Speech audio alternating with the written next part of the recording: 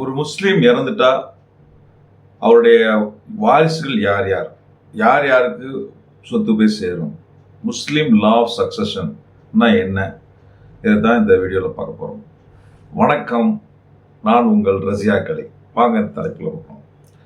Muslim law of சக்சஷனை பொறுத்து பார்த்தீங்கன்னா இதில் நம்ம முக்கியமாக பார்க்க வேண்டியது லீகல் ஹேர்ஸ் என்ன, யார், ரூல்ஸ் என்னென்ன இருக்குது, ப்ரொவிஷன்ஸ் ஆஃப் லா என்னென்ன இருக்குது, அதெல்லாம் முக்கியமாக பார்க்க வேண்டிய ஒரு அம்சம் இருக்குது. இப்போ வந்து பார்த்தீங்கன்னா ஒரு முஸ்லீம் இறந்துட்டா யாருக்கு சொத்து, ஒரு முஸ்லீமாக இருந்து அவர் இறந்துட்டாருன்னா யார் யாருக்கு சொத்து சேரும், சக்சஷன் என்ன, முஸ்லீம் பர்சனலாக என்ன லா கவர் ஆகும், அதெல்லாம் இந்த வீடியோவில் பார்க்க போகிறோம்.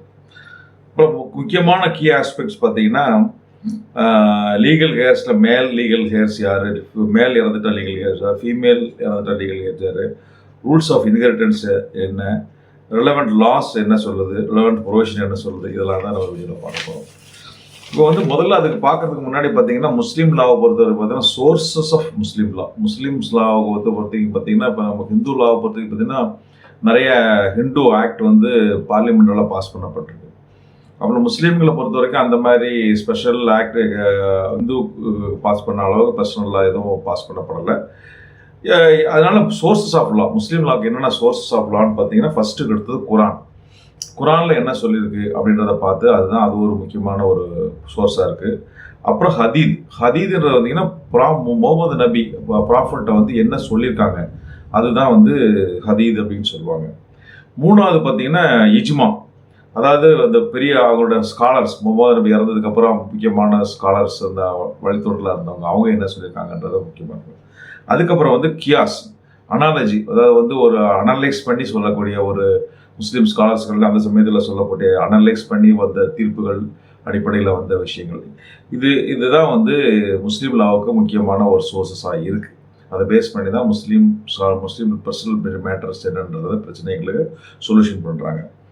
இந்தியாவை பொறுத்த வரைக்கும் தான் முஸ்லீம் பர்சனல் சரியத் அப்ளிகேஷன் ஆக்ட் 1937 அப்படின்ற ஒரு ஆக்ட் பாஸ் பண்ணியிருக்காங்க. 1937 Muslim personal law application act 1937 act pass பண்ணியிருக்கு.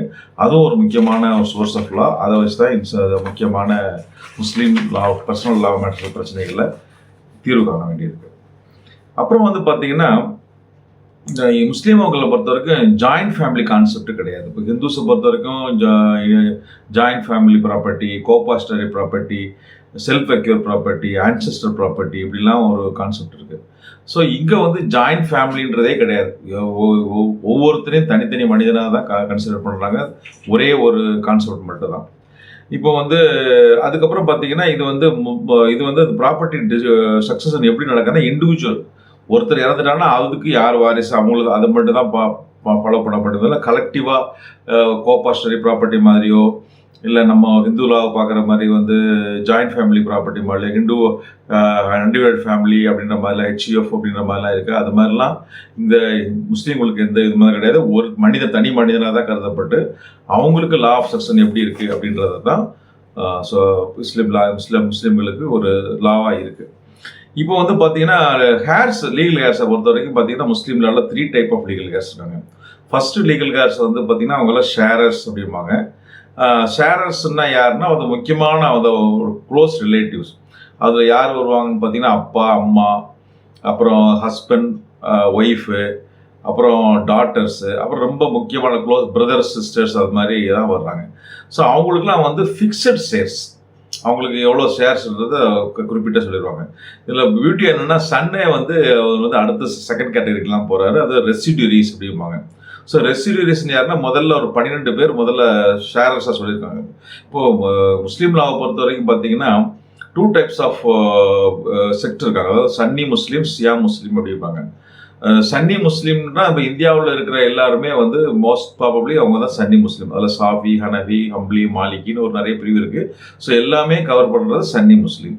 ஷியா முஸ்லீம்னா ஒரு குறிப்பிட்ட பிரிவில் தான் ஈராக்கில் இருக்கிறவங்க, அதுவும் குறிப்பிட்ட இந்த குஜராத்தில் இருக்கிறவங்க எல்லாம் சொல்லுவாங்க, அவங்க தான் ஷியா முஸ்லீம் அப்படிம்பாங்க. அவங்க நம்ம தமிழ்நாட்டில் இந்தியாவில் பெரும்பாலான நாடுகளில் இல்லை, ரொம்ப குறிப்பிட்டு தான். ஸோ முஸ்லீம் லாவை பொறுத்த வரைக்கும் சன்னிக்கு ஒரு லா இருக்குது, சன்னி பிரிவினருக்கு ஒரு லா இருக்குது, ஷியா பிரிவினருக்கு லா இருக்குது. Most of the Muslims in இந்தியாவில் சன்னி பிரிவு தான் இருக்காங்க.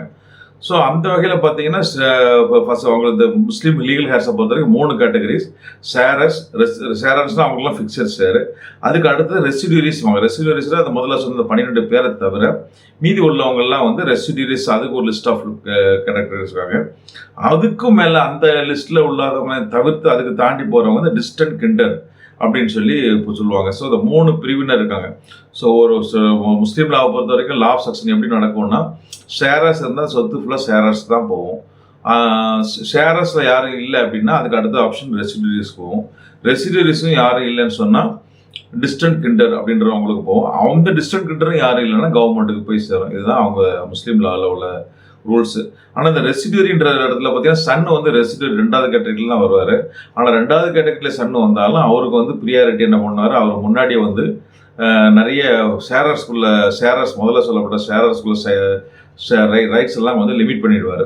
ஸோ சன் இருந்தான்னா ஒரு ஷேர் ஒரு மாதிரி போகும், சன் இல்லைன்னா வேறு மாதிரி போகும். அதை பற்றி பின்னாடி வரிசையாக கொடுக்குறேன்றது சொல்கிறேன். அடுத்து பார்த்தீங்கன்னா ஷேரர்ஸ்னால் யார் அடுத்தது அப்படின்ற கேட்டகரியில் பார்த்தீங்கன்னா ஷேரர்ஸ்லாம் யாருன்னா ஹஸ்பண்ட், மார்க்னே சொன்ன மாதிரி husband, wife, daughter, father, mother, grand parents, இவங்கெல்லாம் தான் ஷேரர்ஸாக வருவாங்க.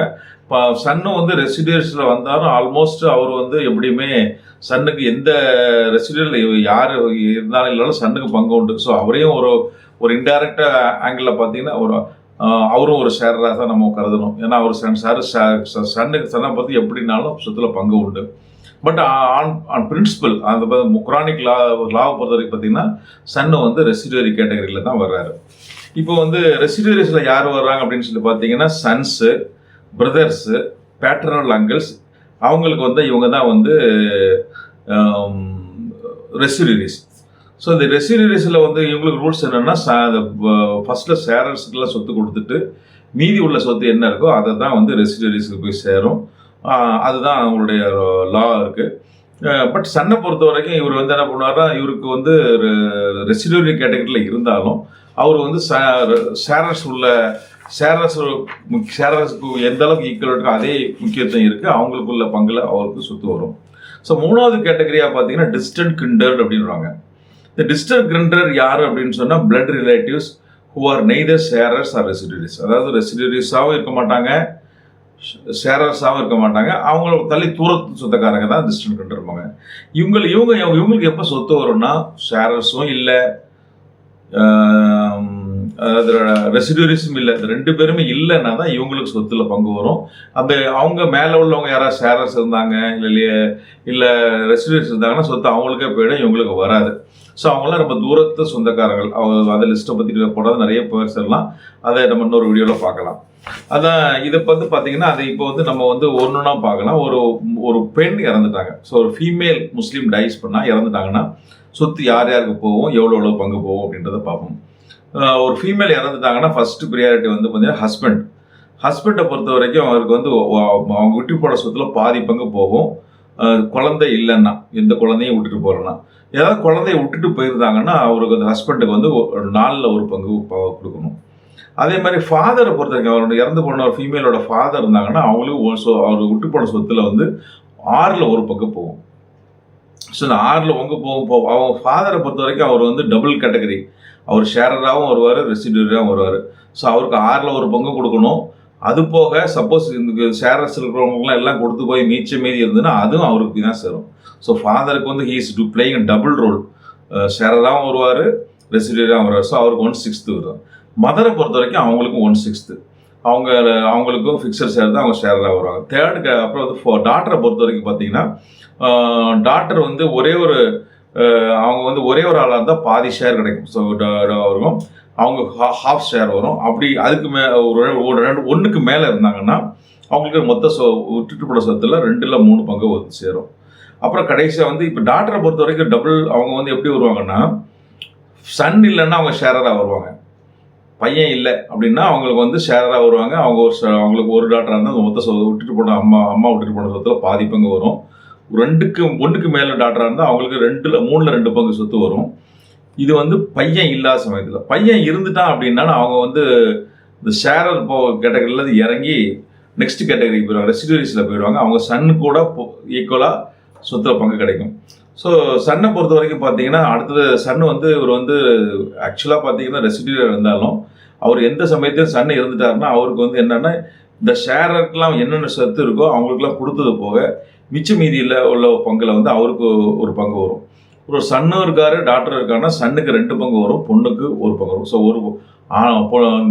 பெண்ணுக்கு வந்து ஒரு டாக்டருக்கு வந்து ஒரு ஷேர் கொடுத்தீங்கன்னா சன்னுக்கு 2 ஷேர் கொடுக்கணும் அப்படின்றது தான் முஸ்லீமில் இஸ்லாமிக் லாவில் உள்ள ஒரு வித்தியாசமான ஒரு கான்செப்ட்.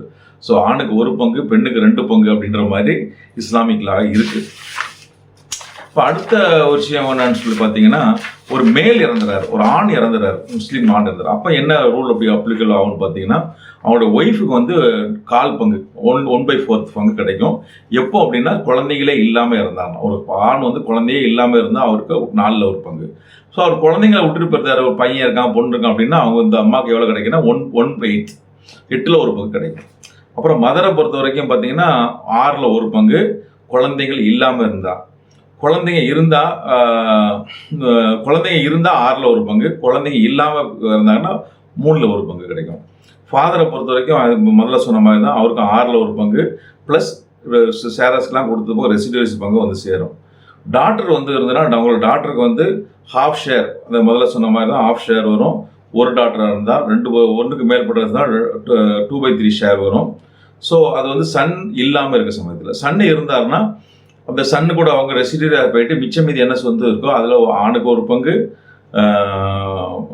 பெண்ணுக்கு 1 பங்கு ஆணுக்கு 2 பங்குன்ற விஷயத்தில் பிரிப்பாங்க. அதாவது உதாரணத்துக்கு வச்சிங்களா, ஒரு பையன் 2 பொண்ணு இருக்காங்கன்னு வச்சுக்கோங்க. இப்போ ரெசிடியூஸில் ஷேர் இருக்குதுன்னா அப்போ வந்து 1 பங்கு 1 பங்கு பெண்ணுக்கு 2 பங்கு ஆணுக்குன்னா அப்போ 1 2 பொண்ணுக்கு 2 பங்கு வரும். மீதி 2 பங்கு வந்து ஆணுக்கு போயிடும். ஸோ 25% 25% லேடிஸுக்கு வரும், 2 டாக்டருக்கு வரும். அப்புறம் வந்து மீதி 50% ஆண்களுக்கு வரும். ஸோ பெண்ணுக்கு 1 பங்கு ஆணுக்கு 2 பங்குன்ற ரூல் தான் இஸ்லாமிக் லாவில் இருக்குது. இப்போ அடுத்தது முக்கியமாக பார்க்க வேண்டியது கீ ரூல்ஸ் ஆஃப் இன்ஹெரிட்டன்ஸ். முக்கியமான இன்ஹெரிட்டன்ஸ் இஸ்லாமிக் லாவில் என்னென்ன இருக்குது அப்படின்றது பார்த்தீங்கன்னா வந்து இஸ்லாமிக் லாவில் no right by birth right கிடையாது. பிறந்தாலே உடனே சொத்து வந்துருமான்னு கிடையாது. இப்போ ஹிந்து லாவில் பொறுத்த வரைக்கும் பார்த்தீங்கன்னா தாத்தா சொத்தில் பேரனுக்கு பங்கு உண்டும்பாங்க. கோபாஷனரி ப்ராப்பர்ட்டி, ஜாயிண்ட் ஃபேமிலி ப்ராப்பர்ட்டி அப்படின்னா பிறந்த உடனே அப்பா இருக்கும்போதே பேரனுக்கு பங்கு வரும், என் தாத்தாலாய் சொத்துல எனக்கு பங்கு இருக்கும் அப்படின்ற மாதிரி ஒரு கான்செப்ட் இருக்குது. இங்கே முஸ்லீம் நாளில் அப்படி கிடையாது. அப்பா இருக்கிற வரைக்கும் தாத்தா சொத்துல உனக்கு பங்குட்டு. அப்பா ஒரு தாத்தா இறக்குறாரு, தாத்தா இறந்தானா தாத்தாவோட பங்கு அப்பாவுக்கு மட்டும்தான் போகுமே தவிர ஒரு பிட்டு கூட அவனோட பேரனு கிடையாது. அப்பா இறந்துட்டான்னா அவருக்கு சேர வேண்டிய பங்கு கீழே போய் சேரும். அப்புறம் வந்து இந்த ப்ராப்பர்ட்டி வந்து பொறுத்தவரைக்கும் முஸ்லீம் லாவில் வந்து ஒரு டெத்து நடந்தால் தான் அவங்களுக்கு ப்ராப்பர்ட்டி வரும். இப்போ ஹிந்து லாவில் பார்த்தீங்கன்னா பிறந்துட்டாலே குடும்ப சொத்தில் பங்கு உண்டுன்ற மாதிரி வரும். இங்கே அது மாதிரி கிடையாது. அப்புறம் வந்து அடுத்த இன்னொரு ரூல் என்ன பார்த்தீங்கன்னா ஆண்களுக்கு 2 பங்கு பெண்களுக்கு 1 பங்கு. So male gets double of the female. இப்போ பெண்களுக்கு எவ்வளோ சொத்து கொடுக்குறாங்களோ அதே மாதிரி டபுளில் வந்து சேரும். இப்போ மகளுக்கு 1 பங்கு கொடுத்தாங்கன்னா மகனுக்கு 2 பங்கு கொடுப்பாங்க. அப்புறம் நோ சர்வைவர்ஷிப். ஹிந்து லாவை பொறுத்த வரைக்கும் கோபாஷனரி சர்வைவர்ஷிப்னு இருக்கும். அதாவது எப்படின்னா ஒரு 4 பேருக்கு கோபாஷனரி பார்ட்னராக இருக்காங்க, கோபாஷனராக இருக்காங்க. அதில் ஒருத்தர் இறந்துட்டாருன்னா அந்த அவரோட ஷேர் ஆட்டோமேட்டிக்காக மற்றவங்களுக்கு போய் சேர்ந்துடும். அதான் சர்வைவர்ஷிப், டாக்டர் ஆஃப் சர்வை. அது ஒரு சில மிட்டாக்சர் லா, தயபாக் லா அப்படின்லாம் இருக்குது. அதில் ஒரு சில லால் அது மாதிரி டாக்டர் ஆஃப் சர்வைவர்ஷிப். 4 பேர் இருந்தாலும் ஒருத்தர் இறந்துட்டாங்கன்னா அவன் பங்கு ஆட்டோமேட்டிக் மீதி உள்ள 3 பேருக்கு போய் சேர்ந்துடும். அதுதான் சர்வைவர்ஷிப். இப்போ அந்த மாதிரி சர்வைவர்ஷிப் கிடையாது முஸ்லீம் லாவில் கிடையாது. அவன் யார் இறந்துட்டான்னா அவங்க பங்கு அவங்களுக்குள்ள அடுத்த வருஷத்துக்கு தான் சேரும். அடுத்தது முக்கியமாக சொல்றது வசியத் அப்படின்னு சொல்லுவாங்க. வில்லை பொறுத்த வசியத். வில்லை பொறுத்த வரைக்கும் ஒரு முஸ்லீம் வில் எழுதலாமா எழுதக்கூடாது அப்படின்னு கேட்டிங்கன்னா எழுதலாம். எவ்வளோ எழுதலாம்? அவங்க வச்சிருக்க சொத்துல 3ல் 1 பங்கு எழுதலாம். 3ல் 1 சொத்தை அவன் முஸ்லீம் வந்து வெளியாளுக்கு எழுதி கொடுக்கலாம். அதுலேயும் இன்னொரு கண்டிஷன்ஸ் இருக்குது. யாருக்கு எழுதி கொடுக்கலான்னா அவன் தன்னுடைய வாரிசுகளுக்கோ, அதாவது அவன் இறந்து போனால் யாருக்கெல்லாம் வாரிசாக வருவாங்க அவங்களும் எழுதி கொடுக்கக்கூடாது. அவங்கள தவிர வெளியாளுகளுக்கு தான் எழுதி கொடுக்க முடியும். ஸோ முஸ்லீம்க்கு வந்து ஒரு உயில் மூலமாக தன்னை கிடக்கூடிய வாரிசுகளுக்கு சொத்தை வந்து அதிகப்படியமாக ஏற்றி கொடுக்க முடியாது. ஸோ அவங்க வந்து ஏதாவது எழுதி கொடுக்கணும்னா அவங்க வந்து உயில் எழுதுறதா உயில் எழுதலாம். உயிலை பொறுத்த 2 கண்டிஷன். நம்பர் 1, அவரோட சொத்தில் 3ல் 1 பங்கு மட்டும் தான் உயில் எழுதிக்க முடியும், எல்லா சொத்தையும் எழுதிக்க முடியாது. அப்படி எழுதி வைக்கிற 3ல் 1 பங்கு சொத்து கூட யாருக்கு எழுதி வைக்கலாம்னு வெளியாளுக்கு தான் எழுதி வைக்க முடியாது, தன்னுடைய வாரிசுகள் எழுதிக்க முடியாது. அப்போ நீங்கள் உங்கள் பிள்ளைங்களுக்கோ உங்கள் பேர குழந்தைகளுக்கோ சொத்தை உயில் மூலம் எழுதி வைக்கணும்னு நினச்சிங்கன்னா முஸ்லீம்களாக இருந்தால் கண்டிப்பாக உயில் எழுதி வைக்காதீங்க, ஒரு செட்டில்மெண்ட் போடுங்க. செட்டில்மெண்ட் போட்டு தான் எழுதி வைக்கணும். உயில் எழுதி வச்சிங்கன்னா அவர் செல்லாமல் போடும். ஏன்னா முஸ்லீம் லாவை பொறுத்த வரைக்கும் இந்த ரூல் வந்து இருக்குது. அடுத்தது பார்த்தீங்கன்னா டிஸ்குவாலிஃபிகேஷன் அண்ட் எக்ஸம்ஷன்ஸ். இப்போ வந்து முஸ்லீம் லாவில் ஒரு முக்கியமான ஒரு மர்டரர் கேனாட் இன்ஹெரிட். ஒரு அப்பா இருக்கிறாரு, அவர் கொலை பண்ணால் நமக்கு சொத்துல பங்கு வரும்னு சொல்லி அப்பாவை கொலை பண்ணாங்கன்னு வச்சுங்க, இவர் சொத்துல பங்கு கிடையாது. அப்பாவை கொண்ட பிள்ளைக்கு சொத்துல பங்கு கிடையாது. அப்புறம் அடாப்டட் சைல்டில் வந்து நாட் இல்லை. அடாப்ஷன் வந்து முஸ்லீம் லாவை பொறுத்த வரைக்கும் டோட்டலாகவே ஒரு செல்லாத ஒன்று. அடாப்ஷனே பண்ண முடியாது. முஸ்லீம் லாவில் வந்து யாருமே வந்து நான் இந்த பிள்ளைய தத்து எடுக்கிறேன்னா தத்து எடுத்தாலும் செல்லாது. ஸோ அடாப்ஷனுக்கு வந்து ஃபுல்லாக இதை இப்போ இல்லெஜிட்டிமேட் சில்ட்ரனுக்கு வந்து சொத்து கிடையாது. லெஜிட்டிமேட் ஒழுங்கான முறையில் பிறந்தவங்களுக்கு தான் சொத்துல பங்கு வருமே தவிர இல்லெஜிட்டிமேட் சொத்து வராது. அப்புறம் முஸ்லீம்னால ஒரு ஸ்பெஷல் ஆஸ்பெக்ட் இருக்குன்னா கிஃப்ட் டூரிங் லைஃப் டைம். அது வந்து ஹிபான்னு சொல்லுவாங்க. முஸ்லீம் வந்து தன்னுடைய சொத்தை வந்து ஒரு வாய்மொழியாகவே இன்னொருத்தர் கொடுக்கலாம். ஸோ அவங்க வந்து ஜென்ரலாக பார்த்தீங்கன்னா ஒரு ட்ரான்ஸ்ஃபர் ஆஃப் ப்ராப்பர்ட்டியை பொறுத்த வரைக்கும் எல்லாருமே வந்து ஒரு ப்ராப்பர்ட்டியை கிஃப்ட் பண்ணணும், இம்மூவல் ப்ராப்பர்ட்டி கிஃப்ட் பண்ணணும்னா ஒரு செட்டில்மெண்ட் டீடோ ஒரு கிஃப்ட் டீடோ தான் போடணும். ஆனால் முஸ்லீம்களை பொறுத்த வரைக்கும் புதுசான ஒரு டாக்டரின் இருக்குது, அது பேர் ஹிபா. ஹிபான்றது என்னென்னா ஒரு வாய்மொழியாகவே வந்து ஒரு சொத்தை இன்னொருத்தருக்கு கொடுத்துருப்பாரு. ஒருத்தர் இறக்குற சமயத்தில் இருக்காரு, எப்பா நீ இந்த சொத்தை நான் அவனுக்கு கொடுக்குறேன், நீ எடுத்துக்கப்பா அப்படின்னு வாயால் சொன்னாலே அந்த சொத்து வந்து அவங்களுக்கு சேரும். அந்த ஹிபா வந்து லீகலி வேலிட். இதுதான் வந்து ஸ்பெஷலான ஒரு முஸ்லீம்களை பொறுத்த வரைக்கும் ஹிபான்ற ஒரு கான்செப்ட் முக்கியமான இருக்குது.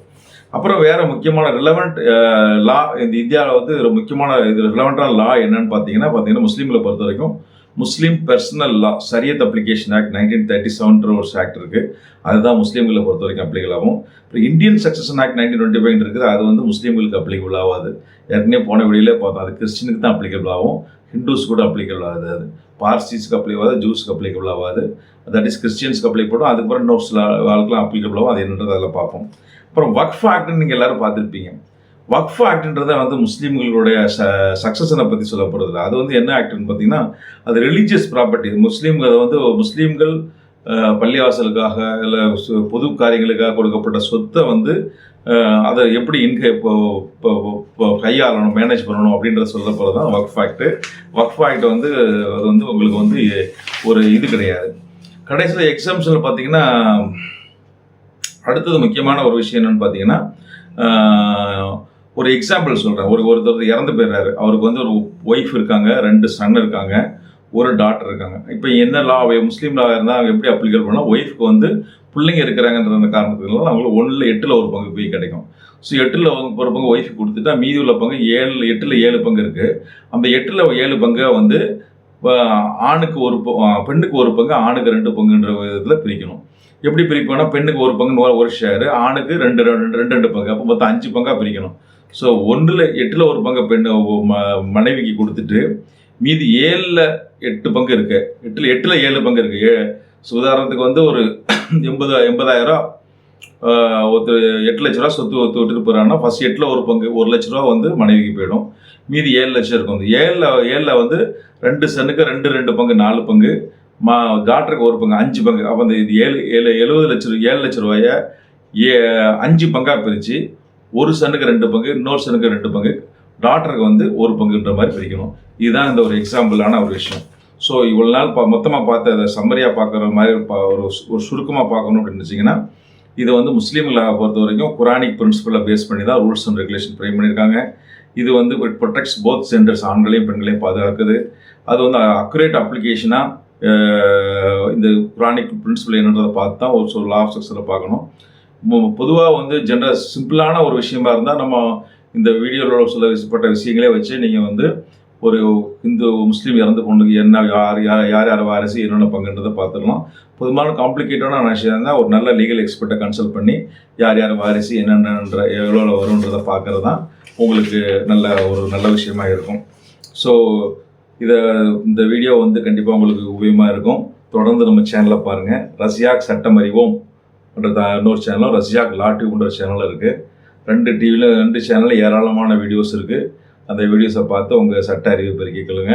Knowledge is power. சட்ட அறிவுன்றது வந்து அதுக்கு மேலே புனிதமானது. ஸோ அதையும் மீறி உங்களுக்கு ஏதாவது சந்தேகங்கள் இருந்தால் இந்த நம்பரை கான்டாக்ட் பண்ணுங்கள்.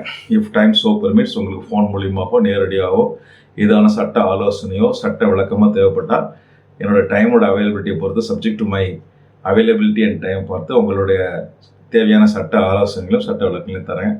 தொடர்ந்து நம்ம சேனலை பாருங்கள். அடுத்த நல்ல டாப்பிக்கோடு உங்கள்கிட்ட வரேன். அதுவரை உங்களிடமிருந்து விடைபெறுவது உங்களில் ஒருவன் ரஸியாக் அலி. நன்றி, வணக்கம், அஸ்ஸலாமு அலைக்கும்.